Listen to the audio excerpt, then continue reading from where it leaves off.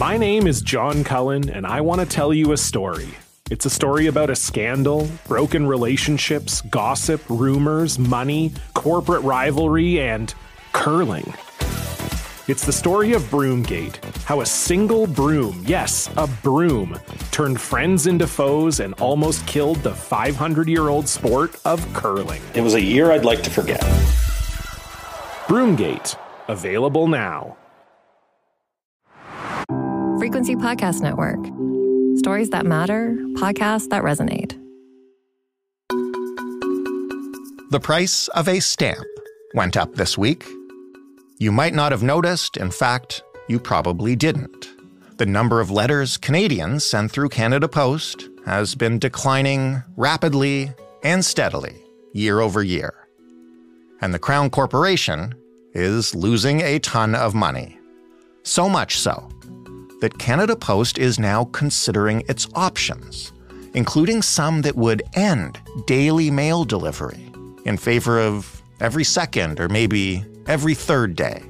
They haven't sorted out the details just yet. Now, a whole lot of Canadians might shrug at that, but a lot also won't. The mail is still a huge part of life for many Canadians, especially older ones. We might think of it as letters and postcards. But for seniors who have never switched to e-banking, it's a financial lifeline. For people who are isolated or lonely, it's one daily person coming around. For small business owners, it's affordable shipping. And for all of us, daily mail delivery is simply a constant of life in this country. So much so that the amount of time that a letter mailed across the country has to arrive in is enshrined into law. It's 3 days, if you're wondering. But maybe not for much longer.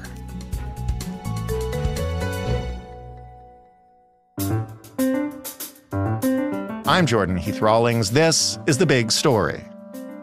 Cormac McSweeney is the Parliament Hill reporter for CityNews, and for us, he's the guy that delivers our mail. Hello, Cormac. How's it going, Jordan? I'm doing well. We're going to talk about the mail today. First, tell me about the company that delivers the mail. Broadly speaking, how is Canada Post doing these days? Not so well, actually. They released their annual report on Friday, and in that report, they recorded a loss in 2023 before tax of around $748 million. It's a big chunk of change to lose as an organization. They are a Crown Corporation, of course, so arm's length from the government. But this is the 6th straight year of losses for Canada Post.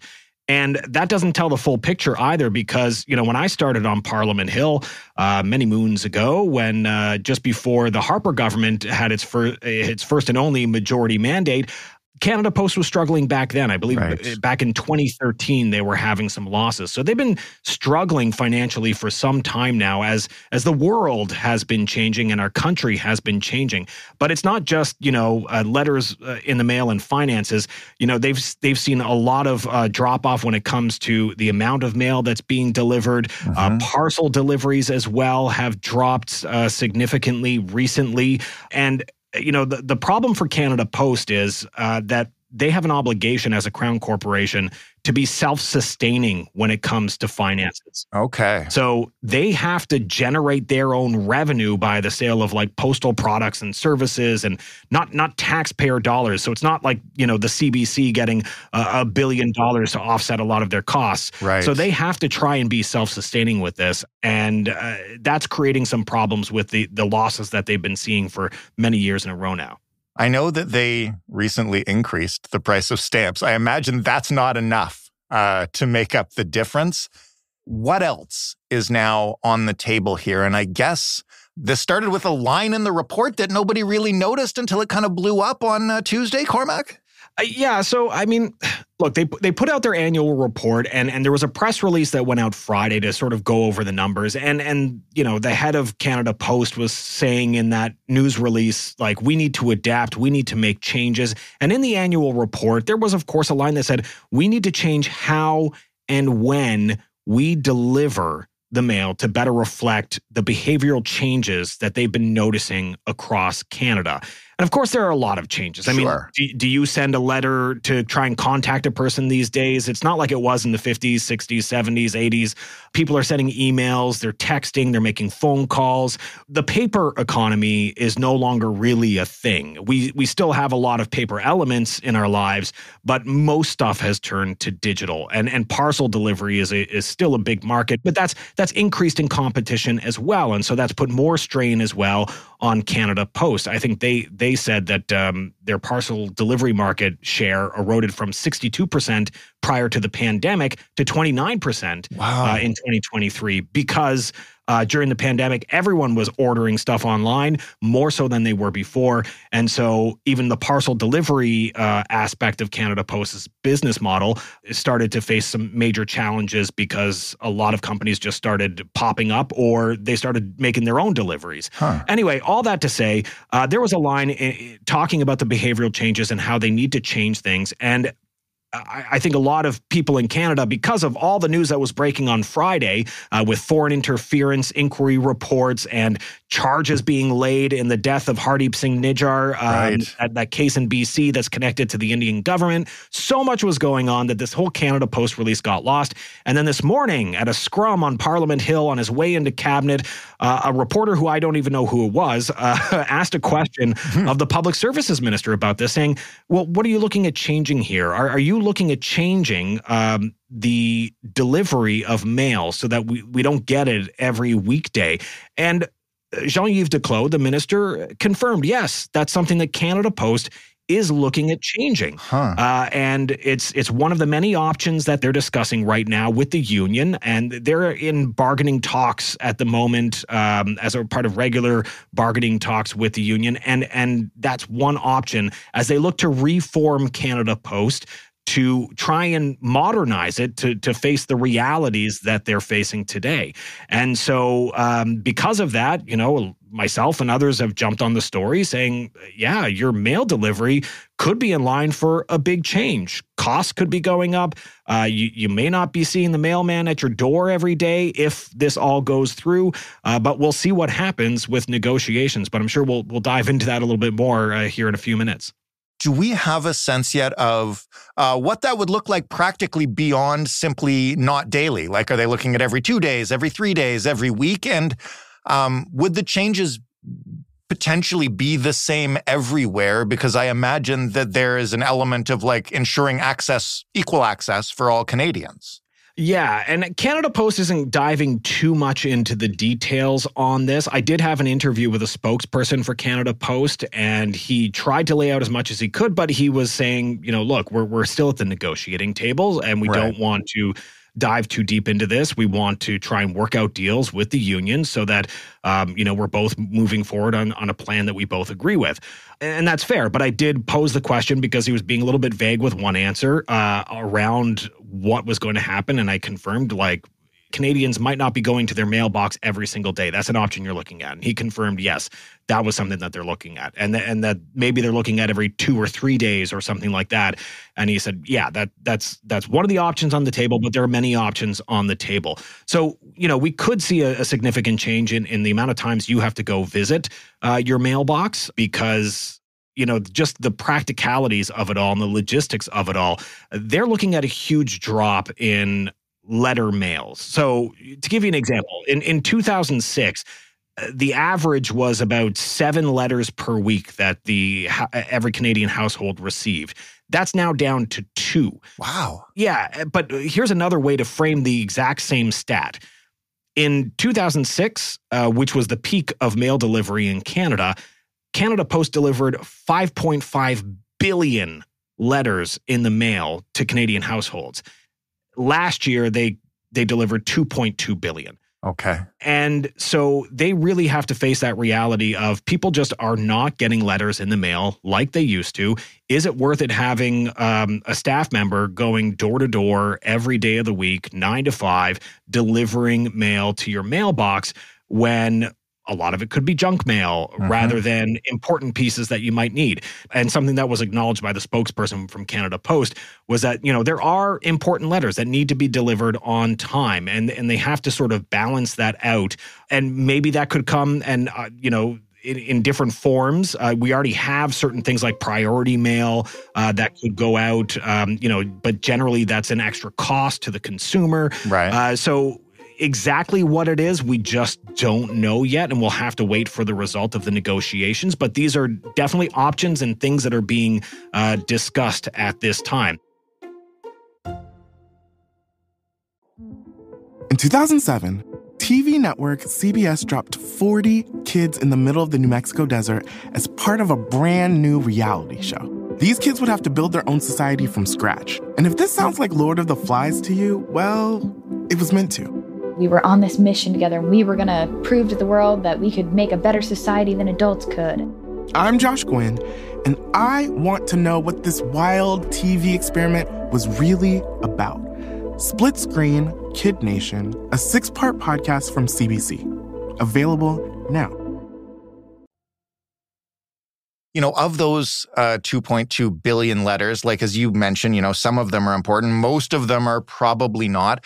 But there are a lot of older Canadians who never moved to online banking, say, or use the mail in order to keep in touch with people because they've never moved to email. Like these things are still lifelines for some people. How are they planning to balance that with obviously the need to find efficiencies in the middle of a kind of dying business?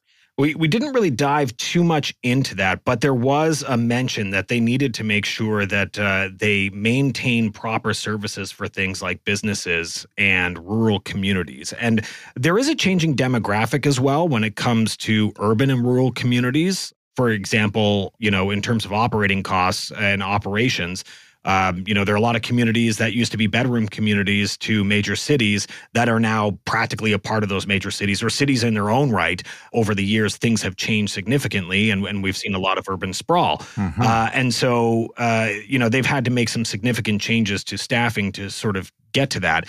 But more to the point of your question, we didn't dive too much into the aspect of, as you point out, seniors who may need that. But when it comes to, I think it's sort of hinted at when it comes to the issue of priority mails, that they said, there would have to be a balance between those sorts of things. Because obviously, if you're getting an audit notice or something from the Canada Revenue Agency or a bill in the mail, that should be more of a priority than, let's say, a letter to your aunt letting them know how you're doing on your vacation. I'm not sure how this is going to break down. Again, a lot of this will depend on the talks with the union and what requests the Canada Post, the Crown Corporation, will have for the federal government, because there is an element of law that plays into this as well. Yeah, tell me about that, because I didn't know this, but it's going to be a little bit difficult for Canada Post to make significant changes to how they deliver the mail without getting the feds on side. Yeah, and there are laws that regulate the delivery of mail in Canada, and Canada Post has to work within that. I believe it was in the 80s, there was the Canada Post Act. And then there's also been a charter that's been created. It's called the Canadian Postal Service Charter that affirms the commitment that Canada Post has to operate in a self-sustaining manner, but also lays out their obligations. And so they're required to service all Canadians and all Canadian communities, but also to make sure that they follow certain guidelines. So for an example, if you put a letter in the mail in Halifax, Canada Post is required to deliver it to Vancouver within 3 days. And that's a huge operating cost as we see less and less mail being delivered these days. So the quantities are down significantly from what they were just, 20 years ago or so. And the costs have gone up to operate flights to send mail and parcels abroad, or not even abroad, within Canada. And so it's just not sustainable, according to Canada Post, and something that even their union has confirmed, that there is a problem. There's a sustainability problem with the cost that they have to incur to deliver mail these days, as we see parcels and letters shrink in terms of volume. So, they have to work within those legal guidelines. Now, one thing that's interesting about the Postal Service Charter that was brought in 2009 is that every 5 years or so, it has to be reviewed by the government, and that time is up. The last one was 2018. So they have to review this and take a look at it. And it just so coincides with bargaining talks that are happening with the union. And I think Canada Post is trying to take advantage of this moment to try and modernize the postal system to reflect the realities that we're seeing in Canada today. And the federal government could make changes to the law. But, again, time is ticking. There are huge operating losses. Legislation doesn't get passed on a dime. If they want to make these significant changes to the law, it would require the government to make some changes to the charter itself. And the government's on board. The minister said this morning when asked about those legislative changes, he said, look, we want to make sure we have long-term sustainability for Canada's postal system, which is a vital system for our country. And so they would look at any options to try and make sure that this is done. But I got clarification from his office as well. They want to make sure that they know what they're dealing with. And so they're going to try and wait until the negotiations have really wrapped up between the union and Canada Post to try and make these changes, because, they're negotiations. There's bargaining happening. What Canada Post wants may not be what they agree to in the end at the bargaining table. So the government's just sort of waiting and seeing how this goes, and we'll see what happens with that process.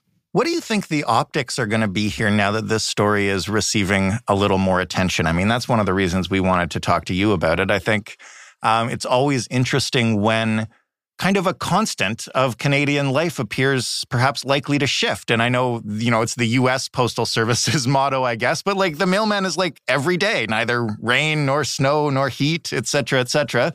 But now maybe every 3 days. It's a big shift in public perception, I think, of what the mail delivery is in this country. I think that shift has been happening for some time. I mean, anecdotally, I remember my parents, when I was growing up, would buy a Christmas gift for the mailman who would come to our door. And he was a nice guy, and he was very kind to my parents, and they'd pop out and say hello and have a chat for a few minutes. It's different now. And even my parents have switched to some digital models to connect with family abroad and things like that, as opposed to sending letters in the mail anymore and waiting for the mailman to come. And I should say mail carrier, to be gender neutral about it. I was thinking about it a little bit earlier. It's almost like the milkman. The milk delivery person. Back in the 50s and 60s, it was common to see somebody delivering milk jars to your front door. That's not a common thing anymore. And so I think we're sort of seeing a shift to the way things operate. Obviously, parcel delivery is going to be a huge thing as more and more people shop online, but the market share is changing for Canada Post. Things need to change there as well to try and address some of the financial issues that they're facing. So aside from actual shifts to the delivery schedule, what else is on the table to make ends meet around here? Are we talking job cuts? You mentioned they're in negotiation with the union. Are we looking at just paying a whole lot more for stamps or packages?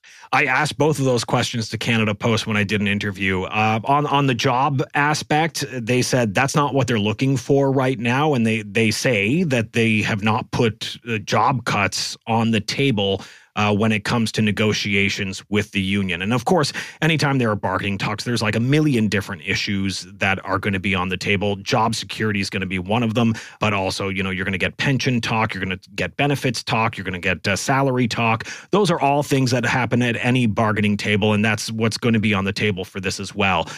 Canada Post has said on the record to me that they're not looking at job cuts at the moment, and they say they recognize that they're a labor-intensive business. They need staff to make sure the mail gets to people's doors on time. When it comes to costs, we could see those go on the rise. That is another thing that they're looking at. So we just recently had a rise in the price of stamps, but that's not enough because, the rises in the price for stamps have been, just a few cents here and there. And in the last 10 years, Canada Post points out, they've only had 3 price increases, and yet inflation has been absolutely through the roof. And so it's not enough to cover the increase in cost to deliver the mail to your door every day. And so they say they want more flexibility, which again comes back to some law changes. They want to make sure that they're given the ability to have flexibility around making sure that the costs they incur keep up with the rate of inflation, so that it can be revenue neutral or cost neutral, so that they can not have to post the losses that we've been seeing. So expect, if everything goes with the way that the options that they're looking at right now that they've printed on their website, we could potentially be seeing less mail in your mailbox, or not necessarily less mail, but less days in which the mail appears in your mailbox, the cost of a stamp going up. It all depends on what those negotiations are, but we'll see how that goes. What does the union want to do about this? Are they on board with that, or do they have their own ideas? Well, the union, I tried reaching out to them, and at the time that we're recording this, they hadn't returned my calls for an interview. However, they did put a statement on their website responding to the annual report. They didn't specifically mention the issue of the cost of stamps or the delivery schedule for people's mail. They do highlight the fact that they know this system needs to be reformed and there needs to be innovation. And it's something that they've been preaching for some time. For nearly a decade, CUPW, CUPW is the name of the union, they've been promoting a number of different solutions. And, I've covered this in different bargaining negotiations when they went on strike a couple of times. So they want to try and make the Postal Service more of like a community power, if you will. Those are their terms. They've proposed a couple of different solutions, such as senior check-ins, which is something that is done in some countries. In Japan, they do that, where the postal worker, while they're delivering the mail, can mark down the different homes where they can check in to make sure the senior is doing okay, provide that, one-on-one relationship to people who might be feeling lonely, or just check in on their health, see if everything's okay. The other option that they've been talking about, which they've been talking about for some time, is postal banking. And one thing they point out is if they were given the power to be a smaller financial institution, they could provide services in communities that are underserved right now. So, of course, in cities, you got a lot of banks everywhere, but maybe in some communities it's harder to get to a bank, especially in rural communities where some really small towns may not have a bank. You have to drive to get to a bigger town to do your banking. If they could provide basic banking services such as like cashing checks or helping provide loans or something like that, small loans, then they might be able to help people in certain underserved communities with their financial needs. And it could also be another avenue for big profits for Canada Post to secure it long term and offset the losses they may face with parcel delivery. Last question quickly. What's the timeline on this? You mentioned the legislation isn't going to happen overnight. When will we know exactly what Canada Post is going to do to try to make budget? Well, it may take some time. It's not going to happen overnight. Negotiations are continuing. That can take some time. I know that there have been talks been happening for months between the two sides, but bargaining is always a very long process. I don't think the government wants to leave this linger for too long. They have a review they have to get done. They have to make sure that they move forward on this so that we're not Canada Post is not facing another year of hundreds and hundreds of millions of dollars in losses. They need time to adapt to make sure that they're financially stable. So I think there's a push from both Canada Post and the government to get going on this. But then again, the legislative process as well is not going to be that simple. You introduce legislation, unless you have all party support, it can take some time. It needs to be studied. So I think there's a desire from some elements of this to get going as soon as possible, but also not to step on the toes of the bargaining process from the government's point of view. They seem to be hoping to wait for a little bit. But Canada Post also mentioned the possibility of some interim measures as they continue the bargaining process. So we'll see what comes out from both the government side and the bargaining table. Cormac, thank you, as always, for this. Anytime. Cormac McSweeney, Parliament Hill reporter for CityNews. That was The Big Story. For more from us, you can head to thebigstorypodcast.ca. And if you want to give us feedback, You can email us, hello@thebigstorypodcast.ca, or send us a voicemail, 416-935-5935, or, from this one episode only, you can mail us a letter. You can send it to The Big Story, care of Jordan Heath Rawlings, 333 Bloor Street East, 2nd floor, Toronto, Ontario, M4W 1G9. I will be so impressed if one of you sends us a real letter. The Big Story is available in every podcast player, and of course, on your smart speaker, just ask it to play The Big Story podcast. Thanks for listening. I'm Jordan Heath Rawlings. We'll talk tomorrow.